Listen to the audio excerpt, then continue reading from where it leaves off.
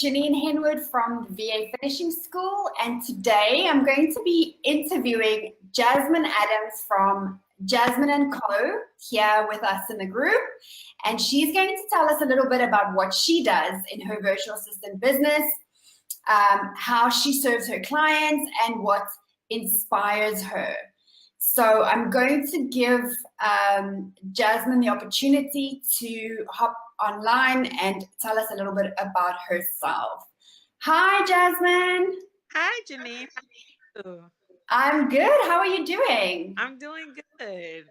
That's great. So tell us, Jasmine, where are you based? I am based in Dallas, Texas, United States. Oh, lovely. And yeah, you mentioned earlier it was 8 a.m. with you. It's 5 p.m. with me now. So sorry about that, guys.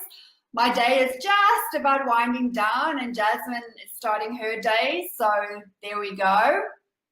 Jasmine, tell us a little bit about your business. How long have you been in a virtual assistant? Sure. So I'm on virtual assistant work for probably 5 to 7 years, but I've only had my about a year and a half. We do general administration, online advertising and marketing, and then blogging and content creation.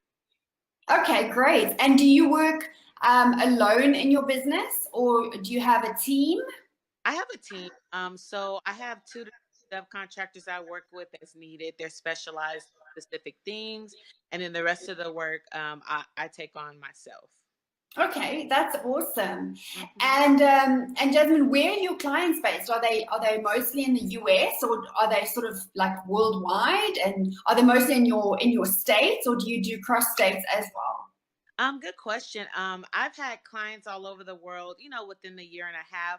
But right now, all of my clients are currently in the US, but I'm definitely not opposed to having any, in other parts of the world. So Yep. That's lovely. So what was your biggest struggle when you got started as a virtual assistant? Like, what was like that one thing that you thought was a mountain, and how did you overcome that? good question. It's quite a few things. The first finding clients, I see VAs all the time, and I tell them, or I want to tell them, if I don't get a chance to, don't get discouraged. You just have to keep pushing. It'll be that one person that'll give you the opportunity. So I wouldn't give up. I would definitely try local network events. A lot of people don't really look into that. I would try that, and then social media. On Facebook, we're all in the same group, so we see the same potential client posts. That doesn't mean because there's 20 posts that you won't get that or get a chance to talk to that potential client. And when you do get that opportunity, make sure that you kill it, basically. And Yeah. yourself and tell them why you'll be a good fit for them. Another place that I think VAs don't really look at and they underutilize, LinkedIn. LinkedIn is a awesome place to find potential clients, even if you're just connecting and you make that connection. You never know where it goes for the future. So I definitely say get the clients up. It's a big struggle. I know I struggled with it in the past, and it's just one of those things when you're just starting out, you may not feel confident. It's just a lot of things that VAs are thinking about as they enter this industry stuff. Awesome, awesome. Yeah, LinkedIn definitely, for virtual assistants, I'm sure for various other businesses, but for virtual assistants especially, it's an awesome, awesome platform to connect with not just ideal clients, but also with each other. Because, making connections in the VA industry is important because you never know when you're going to need a team member or you're going to need someone to help you out with something or answer a question. So, for me, that was definitely a priority when I started my own virtual assistant business, is to basically just to connect with a lot of other virtual assistants, and form a strong connection with them and a friendship almost, so that I have somebody that I can ask a question to without them feeling that I'm only using them for information, or that I'm sort of like fishing for ideas or anything like that. Because it is a very competitive industry, and people do sort of like take things very seriously in the virtual assistant business. So I think it's important, like I said, to make connections with other virtual assistants, and LinkedIn is perfect for that because so many people are already on LinkedIn, and even daily people are, getting connected or actually signing up for LinkedIn. I think I read an article the other day where they said every 2 seconds people, like this, like somebody joining, signing up for a LinkedIn account every 2 seconds. So that is amazing. Yeah. I mean, Facebook is still the biggest social media platform, but LinkedIn is growing, and so is Instagram. And yeah, it's, people underestimate the power of social Exactly. for business. Exactly. Yeah, exactly. So Jasmine, tell us a little bit about like how do you subcontract to people in your business, or do you actually have a permanent team member? How does that work? Good question. So when I started a year and a half ago, it was going steady and then it grew so fast. I had to bring on 3 to 4 people to help because I couldn't handle everything. Well, then everything kind of blew up in my face. I think I grew too fast. I didn't really set a foundation like I should have and have everything in place. So I kind of took a step back and then I started to rebuild. So I'm back in the rebuilding stage, even though it's been almost 2 years for me. So what I'm doing is, can you ask the question again? I think I kind of got a little deterred.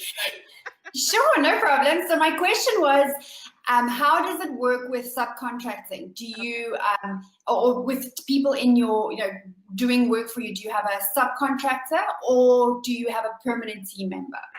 Yeah. So no, I just have subcontracted 1099s. I am looking to bring on more FBA for myself. I think I have someone else that I probably will develop to that. So I don't have just a permanent. Well, I would say everyone is pretty, well, they're not permanent. You're right, they're not permanent. But yeah, I just have 3 people now. One specializes in like Instagram. She's like an Instagram guru. The other one is more of a techie VA, and she helps me handle things that for clients and my business, not really that strong in. And then the other one is more of a general person who I probably will develop into my VA in the future. Great, Mm-hmm. great. And how did you go about getting people on board? Did you post in Facebook groups, or like how did you do that process? Good question. There's 2 ways that I did it. In the past, I created a Google, like a Google Doc form, and I posted Okay. in some Facebook groups, and I did find 1 or 2 people that way. But another way that I found, which I really liked, was you know how you post your barter services post. I found 1 or 2 people that way, and it was better for me because I was able to work with them first and do that bartering Ah, work together well. And then I'm like, you know what? I would like to bring you on board because I did have, some spots available and I had clients that needed what they brought to the table. So it kind of worked out. So I went yeah. on that route first, and then, put a post out. Because if you put a post out on a Facebook group, you're going to have hundreds of VAs apply. And it's very, very tough to go through all of those and pick. And I did that before. And I mean, I did get 1 or 2 good candidates out of it, but I found this other way to be a little bit more effective. So, Awesome. Great information. And how at what stage of business, like how early on or late in your business, do you recommend bringing people on board? Like, is it something that would you recommend from the onset? You need to start like looking out for people that you can bring on board, or do you think you should work alone in your business for at least a year or two before you sort of scale and then bring on subcontractors? What do you think? And if you would you do it differently, or would you do that the same in your business? yeah. So I think that when you feel that your business has come to a stump and you can't focus on growth and marketing and things up like that, I think that you should start to outsource. Everybody knows what that means or is in their business, because it's different for everybody, whether you're a VA or you have a cleaning company, right? So I think it's just identifying, okay, what all am I able to handle, and can I still grow the business? Because, you know, as the owner, you have to focus on that. And if you don't have enough time to really focus on that like you need to, then it's definitely time to outsource. That's kind of what I did. You know, it was just me.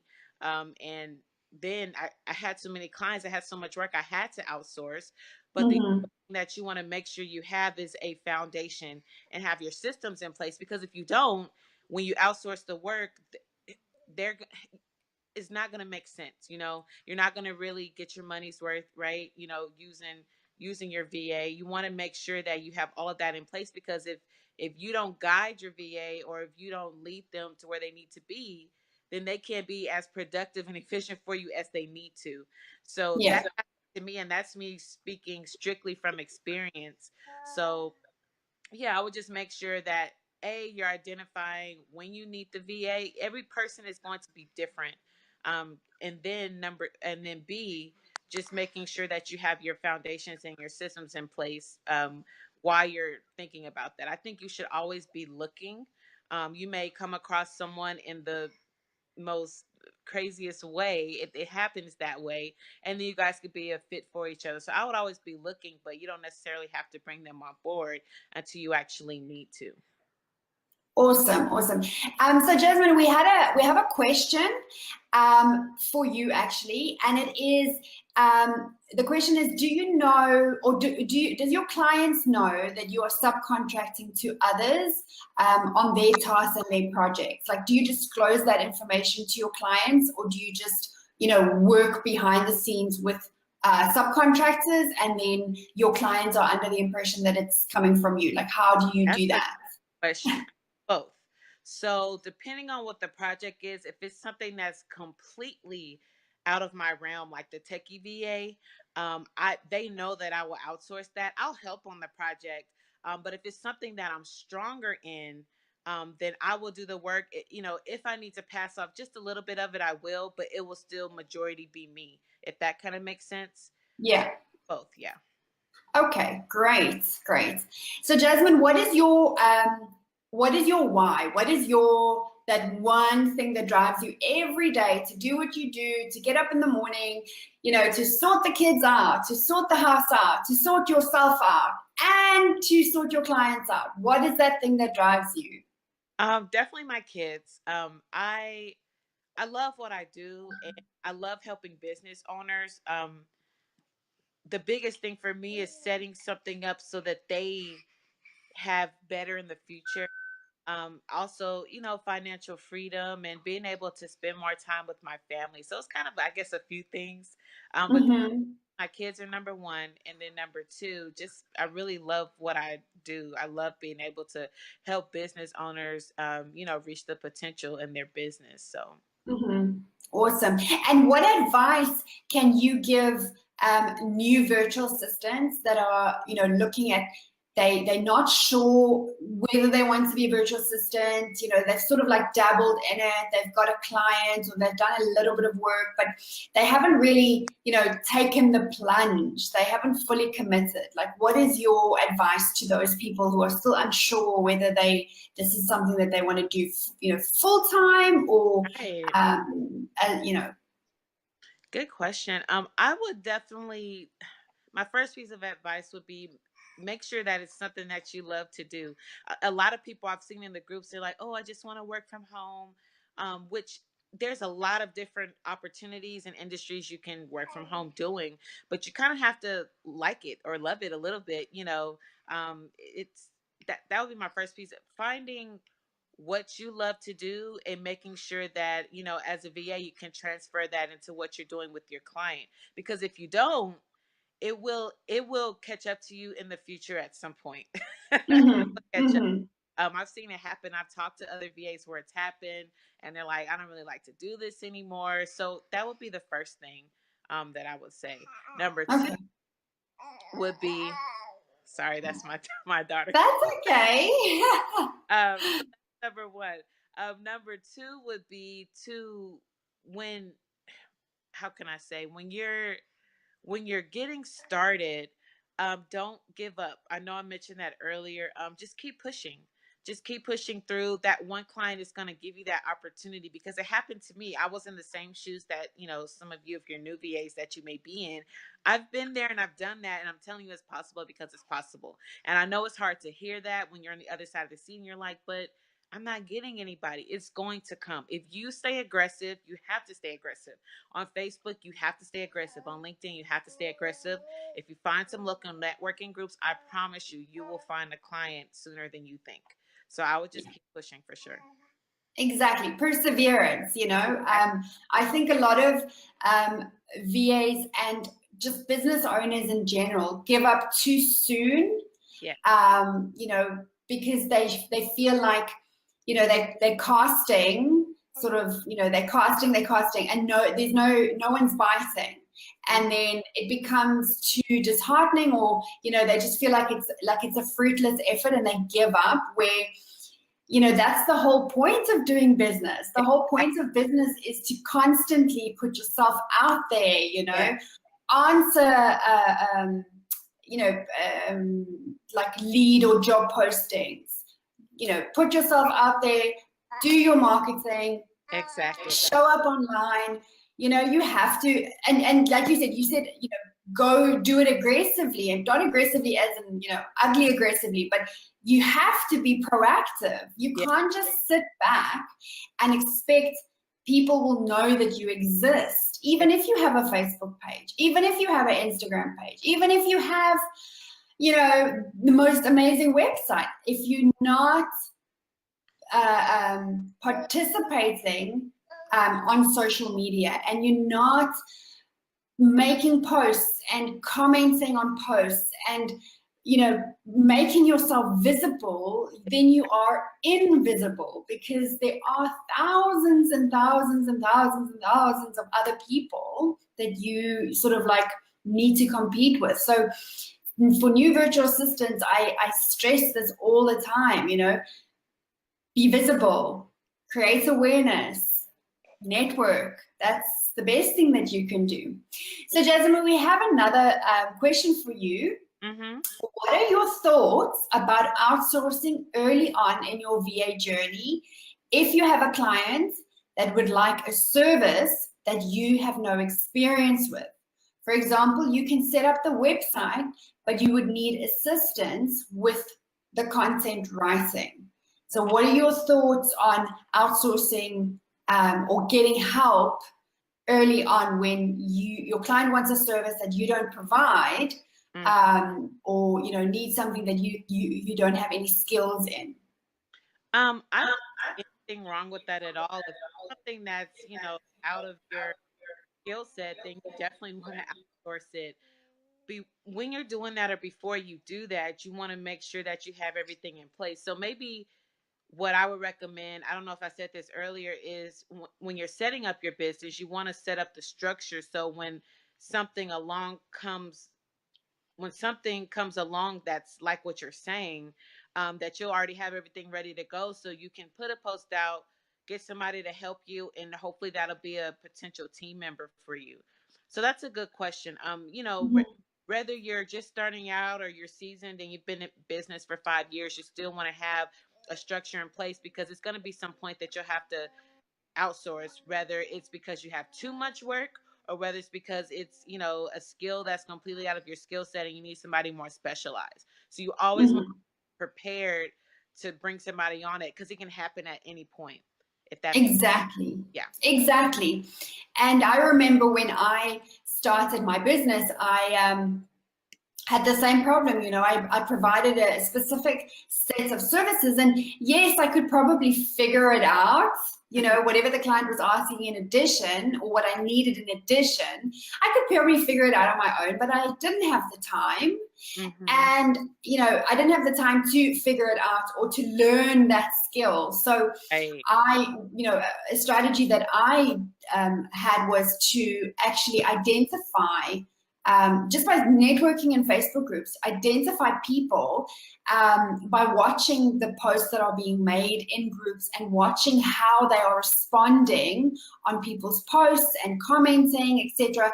Just, identifying people that I think I would like to work with, or I would like to subcontract or hire for a specific thing that I might need in my business, just like starting to, yeah, put it in the back of my mind. I made a little a database on Google Sheets.